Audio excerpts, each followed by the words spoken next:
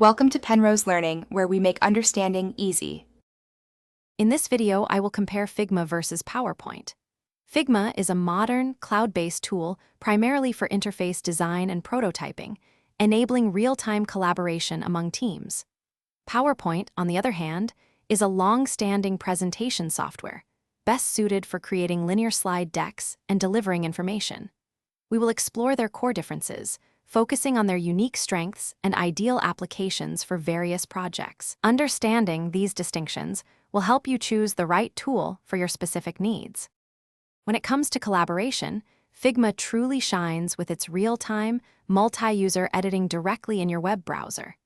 This means multiple people can work on the same file simultaneously, seeing changes instantly.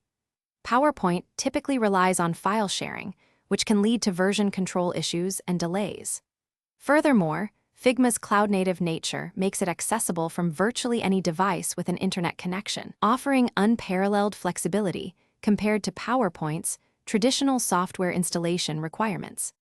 Regarding design capabilities, Figma offers advanced vector editing, auto layout features, and robust prototyping tools, allowing designers to create highly interactive user interfaces. You can build intricate design systems and components for consistent branding. PowerPoint, while excellent for presentations, provides more basic shape tools and limited animation options, focusing on static visual communication. Its strength lies in crafting compelling slides with text, images, and charts, rather than complex interactive experiences or user interface design. Ultimately, your choice between Figma and PowerPoint depends on your project's goals. Figma is the superior choice for designing websites, mobile applications, and any project requiring high-fidelity interactive prototypes and extensive team collaboration.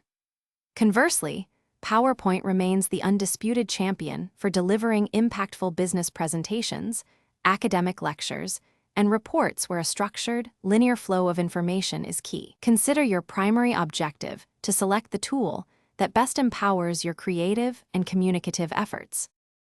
Thanks for watching. If this was helpful, leave a like and consider subscribing. See you next time.